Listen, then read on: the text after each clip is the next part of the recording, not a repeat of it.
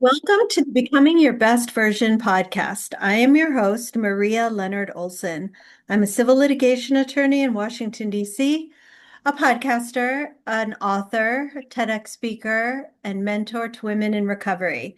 I started this podcast 5 years ago because my work in the realm of women in midlife has brought me into contact with amazing women who have inspired me and I think will inspire you.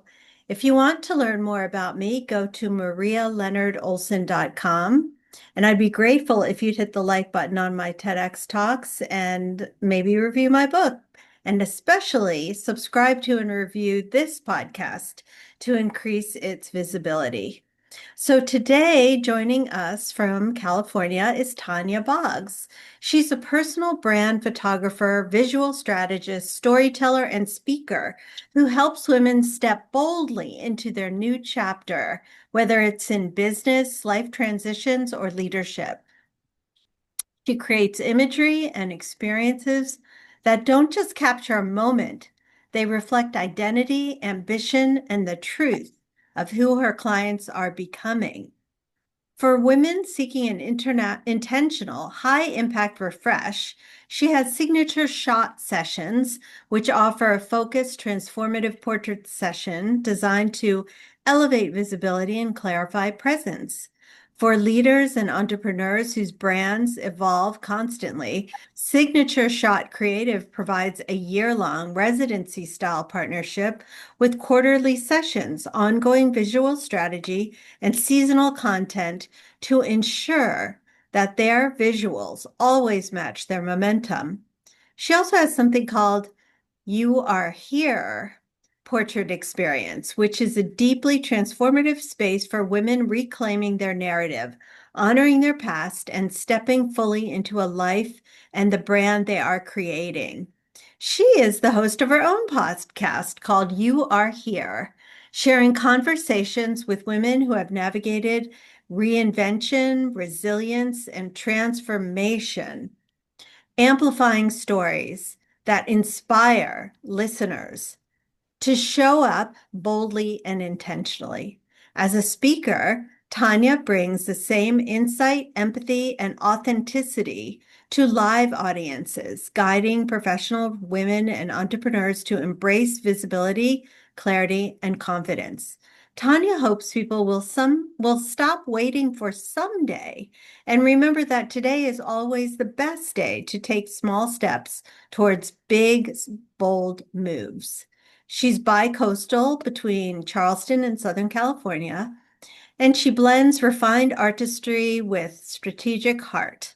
Her work is for women who are done hiding, done playing small, and ready to be unmistakable in business, in leadership, and in life. You can learn more and follow her at tanyaboggs.com, and she's on all the social media, which is in the show notes. Welcome, Tanya. Thank you. Thank you for having me, Maria. Oh, my pleasure. So you do a lot Hey. of different things. How do you, I don't know, bring it all together? It seems like, yes, first and foremost, you're an award-winning photographer and creative director, but you also have this podcast and you do public speaking. So is there sort of a unifying goal or principle? Um, my unifying goal is to my mission is fundamentally helping women get visible, get seen, and so that they can become financially independent on their own, whether they have a spouse or a partner or it doesn't really matter. I think it's really important for women to have financial freedom so that they have the ability to do what they need to do when they need to do it. And, sometimes I think I learned that lesson the greatest when I got divorced and I realized that we had lived comfortably with two incomes, but when the marriage ended, I couldn't, I wasn't going to be able to keep my house financially because I hadn't put enough energy into growing my business because I was sort of functioning on my heels a little bit because we were comfortable and I got to travel the way I wanted to. And I got to do the things that I wanted to, not luxuriously. I don't, I don't really crave a very luxurious life. But I wanted to be able to keep my house. And so that became my mission is how do I get myself financially independent? And I just thought back to when I was growing up and my mom sold Amway and she sold Tupperware and there was these multi-level businesses back then that helped women get out of bad marriages, abusive marriages. And so I really started leaning into that being something that was fundamentally important for me to concentrate on and to help women usher in their own financial independence. And I find that in business and in life, women often stand in the background. We talk about women behind every great man, there's a woman. Why do we have to be behind every great man, right? Why can't we be a great person on our own and walk side by side with our partners and be treated fairly and equally and get paid the same amount? And there's still inequities in those places in our lives. And women like to hide. Women like to be in the background because they're the nurturers and they would rather put their families first and when they're in business, I think there's this thought process that I don't want to be considered vain or conceited or so they don't want to be front and center. But I think for me, it's important for women to be seen front and center because we don't do business with businesses, we do business with people. And we get invested in the people that we work with, whether they're giving you, I'm giving them my money, or they're investing in me as well. Because I think we look for success in the people that we're hiring. And so we want to see them as successful. And so I think women need to step more firmly in that role of wanting their own success for themselves and becoming visible so that they can be seen and heard and hired. Yes. So, as you just said, we have been socialized, people of our generation, to be sort of background types. So, is it hard to get women when they come to you for photographs to step into their power and authenticity? I think at first, yes. And then I'm so sorry. I want to go grab him, but I want to interrupt things. Um,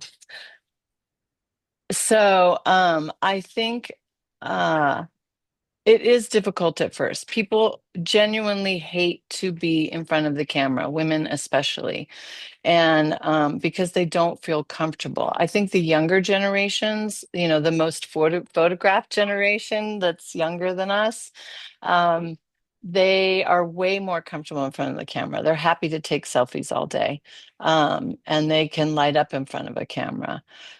But I think when you're in your 30s or 40s or 50s at this point in our lives, we're more self-conscious. And so I do think they're a little hesitant when they first begin the, initial consultation call with me. But then as we talk about kind of what they envision, what they want to achieve, they begin to realize how important it is, and they get more and more comfortable. And I think one of the things that I bring to the table is that I make the process fun and I help them get comfortable in front of the camera, right? It's not what happens in the first 10 minutes. It's what happens as the session progresses. I talk a lot, I ask them a lot of questions, I get to know them better, and that's through a whole process that happens before they're even in front of the camera, so that by the time they're in front of the camera, we've got rapport and a relationship, and so they can relax. And, you know, if they're getting their makeup done and they want to drink some champagne, I've got champagne for them to maybe loosen up a little bit if they want to. But it's also a day of pampering. You know, I tell them, you're going to come in, you're going to get your makeup done, you're going to get your hair done, like book a babysitter and go on a date tonight, you know? And we turn on the music and we have fun. And so I think that's what I really bring to the table for them, is giving them an environment where they can be more playful and not take themselves so seriously in every moment, you know. So sort of dancing that dance between the personal and the professional, because I do think that we have to bring part of our personal life into our realm when we're doing business, because we are people outside of that role we play at work, right? So our family is important. So sometimes I'm like, if your family is really important, maybe bring them in for a few minutes and let's, you know, do some stuff with your family, and then we'll send them away and we'll keep working together. So there's ways that I help them pull in kind of their hobbies and things they like to do outside of work, because I think that resonates with people when they see them on social media or on their website. They get to see that there is a life outside of this person that I'm just doing business with, right? So they offer up personal to the people who find them. And then that, in, you know, it's like when you're vulnerable, you invite other people to be vulnerable. And so I think that's an important element of what I do. And why do you choose to remain bi-coastal? So I just started bicoastal this year. I grew up in LA. I was born in the South. I say I have Southern roots, and West Coast. You know, West Coast is just as much in me as the South is, and so I've always sort of gone back and forth from coast to coast. I lived in Charleston. My daughter was born there. Then I moved away for a number of years. I went to Colorado and then to San Francisco. And then from San Francisco, my ex-husband and I decided to move back to Charleston, which was more for him than for me. I didn't really want to leave California. So basically, since we moved there in 2010, I've been dreaming of being able to come back here. And so that's been kind of a long-term goal for me, to be in both places. And so I finally got that off the ground, and I'm loving it. I go back to Charleston every month. I see clients, I see friends, and then I get to come back here and see clients and see friends that I've known since I was, you know, 15 years old. Mm. And so and I love both of those things. I love coming home to Charleston where the pace is slower, and I love being in the sort of, you know, in a big city where it just vibrates at a different level. I enjoy them both. So yeah, I don't I know if that answered the question, but Yeah. Uh, I thought that I know that you've taught at a couple of colleges. Are you doing any more teaching? I stopped teaching in 2016 because I started traveling more. I think after I had moved every 2 years, basically my entire life as a child. And as an adult, even though my daughter we stayed in the same place for elementary school, we were in Colorado. And then for middle school, we were in San Francisco. And for high school, we were in Charleston. But we still moved where we lived every 2 years. But I wanted her to have a line of consistency that I didn't have. Um, but after buying my house, I really loved growing roots in 2012. But by 2016, you know, I was sort of getting that, like, you know, that itch to move again, but I didn't really want to move because I love my house and I love my community. Um, but I began traveling, and I like to long travel. So I like to disappear for a month or two. And so the first time I did it, I was gone for 3 months. And then so I missed the whole spring semester. And then when I got back over the summer, they were like, okay, so you coming back in the fall? And I was like, nope, I've got a trip to yeah, to Nova Scotia planned for 2 months. And so I just uh, I wanted to follow my dream of traveling more. And the teaching part had I was running those um, simultaneously restarting my business in Charleston and teaching at the same time. And then as the business grew and my desire to travel grew, I had to let go of the teaching. And I was adjunct, so it's not like the pay was was amazing. Mhm. So it was easy to fill in that gap with my business at that point and to be able to travel. So that's why I sort of let it go. But I wouldn't be against it. I just don't know if I sit still long enough for for me to do that. Yeah. Well, tell us about your podcast. So my podcast is called You Are Here, a grateful twist on life's disruptions and hardest moments. Because I think at some point in your life, most people, it probably happens in their 50s or their 40s or their 50s, but some people have that sort of gut-wrenching moment earlier in their lives for sure. But I think by the time you've reached your 40s or your 50s, you've had a gut punch from life. You've had the rug ripped out from under you in a way that was startling. And, everything sort of changes on a dime. And you have to sort of put yourself back together. And who am I now? And what do I want now? And how am I going to recover from this? And so I started, my friends and I talk, we have deep conversations about those kinds of moments. And I thought, I wanted to share stories, women's stories of resilience. How we recover matters. And I think I come from a generation who, especially of women, who didn't want to talk about things. My mom, I know very little about my mom's history because she doesn't want to talk about it. And I think there's a generation before mine where that was the way it was. You just didn't talk about those things. And I think it's important we talk about them because other people need guidance and information when they hit those tough moments. And so that became important for me to share those stories about how women recover. And I think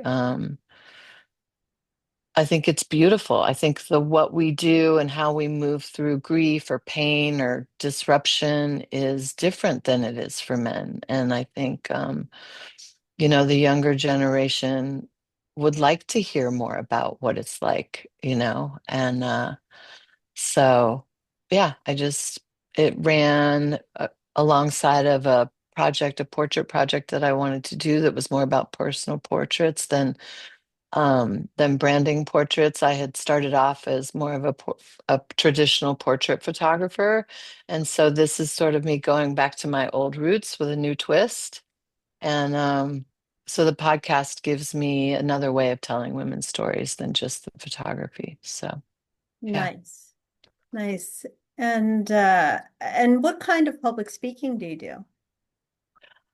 So when I was younger, I had a diagnosis that gave me the opportunity to speak because I didn't fit the mold.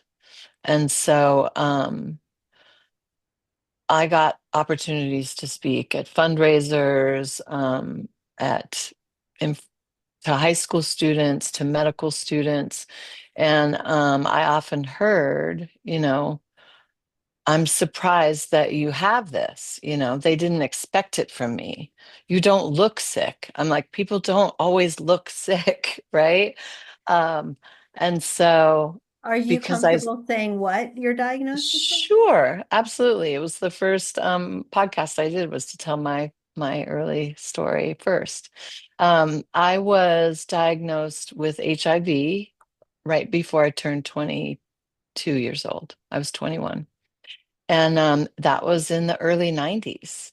So it was thought of as a homosexual disease and a disease that or virus that for intravenous drug users. I didn't fit into either of those categories, and I was a white woman, right? Um, so I didn't look like what they expected, and so that gave me the opportunity to take the stage and tell my story and let people know that it's bigger than what they thought it was. It was, even though I wasn't in a high risk group, I had still gotten it. And it wasn't because I was gay, and it wasn't because I was an intravenous drug user. I have dated a recovering intravenous drug user, which is how I got it. Um, and Yeah. And back then the diagnosis was really about 18 months. Like, it was very scary time to get diagnosed with something like that. Um, but how I moved through that diagnosis, um, was my first sort of really big resiliency story. It was the first time I got a major gut punch that just like shifted everything in my life, my perspective about my life. My father, the day I was diagnosed, said, "Well, I had a first date." And he said, "Well, you better cancel your date." And I said, "No way. The moment I change the way I'm living my life is the moment I lose the battle." And I look back and think 21 years old, I had that clarity. Like, I don't know where it came from, honestly, but I just knew. And then 2 weeks later, I met with my primary doctor, my new primary doctor, and expecting her to tell me basically I was how many months or year I would have to live. And she came in and she said, um, there are people who are living 15 to 20 years with no immune system. We have no idea why, but we're studying them. And she said, "It's my job to keep you alive long enough to become one of those people." Because she said, "I believe we will have medication that will stop it. I don't think we'll find a cure that'll put the train back in the station, but I do think we can stop the train on its tracks. And my job is to keep you alive that long." And in that moment, I chose, I'm going to be one of those people who lives 15 to 20 years. I just said, if I have the opportunity to live that long, that's what I pick. And the guy who gave it to me died within 18 months. I think because he believed he would die. And Wow. so, and he probably had it for much longer time than I did, because he had been in recovery for a long time. Um, so his had probably progressed, but technically, according to our T cells back then, was what they really kept an eye on. His immune system was stronger than mine. And I remember thinking, how the hell is that possible? But he died very quickly after that. And so I think those two moments were really pivotal for me, in my will to recover and my determination to recover. And which doesn't mean that I wasn't gutted. I mean, every funeral procession that went by, I was devastated. I would cry and think, is that going to be me soon? Am I going to die young? But I also kept myself moving through it, because I was making very present decisions about how I would spend my life and what I would do with that life. So, yeah. That is amazing. My gosh. And you Yeah. lived decades, decades. Yeah. It's been like 33 years since my diagnosis. Did you Yeah. I have remember that. children I also? did. I do. I have a 29-year-old daughter. I had her when I was 26. Um, I didn't think I would be able to have children. I didn't think anybody would, but it was an accidental pregnancy. And I took that gift and said, hell yeah. I was unfortunately in an abusive relationship. And but she gave me the strength to leave because in that relationship after she was born, I thought, I don't ever want my daughter growing up and thinking this is okay for a man to treat a woman this way. So at 6 months, I left him. And yeah, because I wanted to show her something different. And Wow. And were there any complications with your child after your having that diagnosis? no, there's no complications. Yeah, she's a smart, um, capable, amazing young woman. And it didn't transfer to her. It actually did, yes. Oh, geez. Yes, if Okay. that's the specific question. It should not have happened that way, but it did. There was um it's sort of a tragedy. I had moved from Boston to Hilton Head, and I went back when I found out I was pregnant to see my doctors in Boston because I knew Hilton Head and the Southeast wouldn't have the same kind of medical facilities. And so they get loaded me up with a ton of information. And then I came back to Hilton Head. I wasn't living in Charleston yet, and looked for doctors that sort of met the criteria. And I thought I had found one in Charleston. So I got my prenatal care in Charleston. And then shortly after that, after I had her, I moved to Charleston.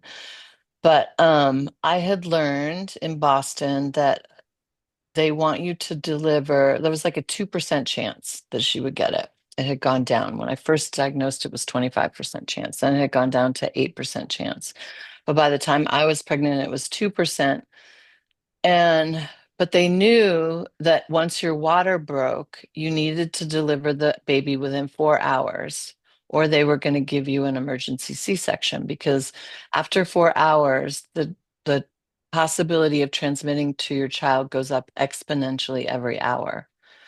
And so when my water broke at the hospital, I said, okay, we've got 4 hours. And they were like, what are you talking about? And I said, this is what I learned at Boston General. And the doctor said, we have no research that supports that.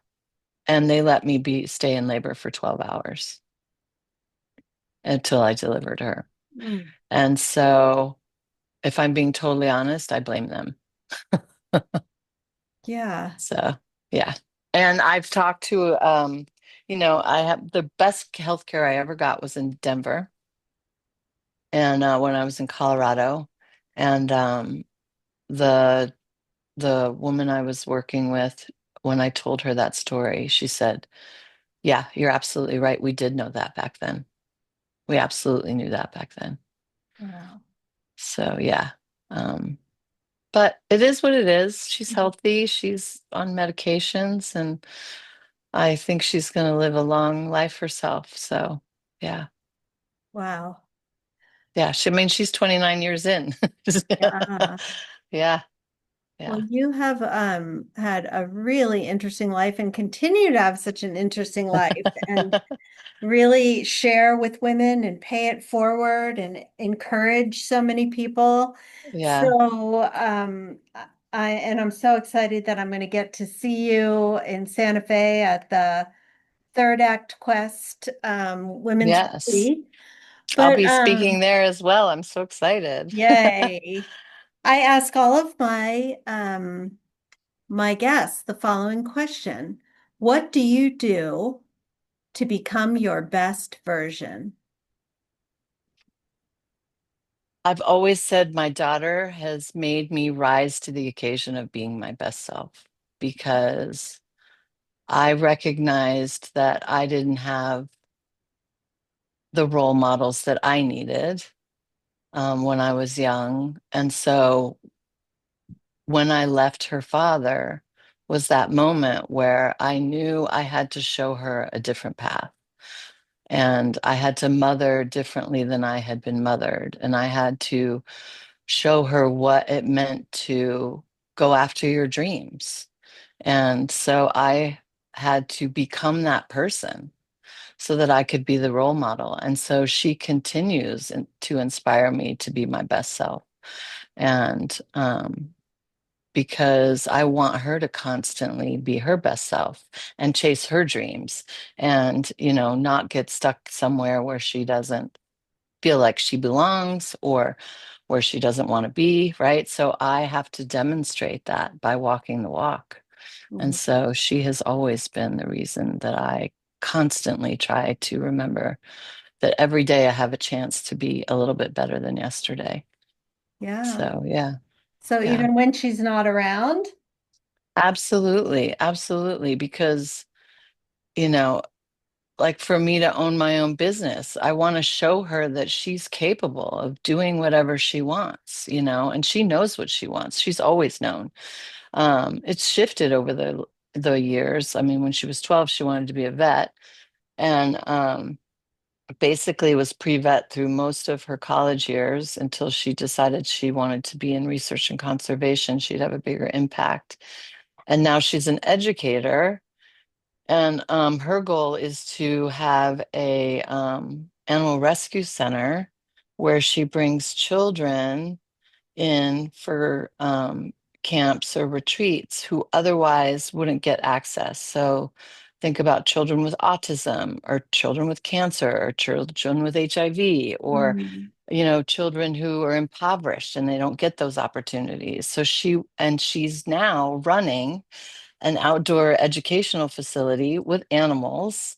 And she oh, hires the staff and she develops the curriculum and she trains the staff that she brings in, the curriculum. She also does some teaching as well.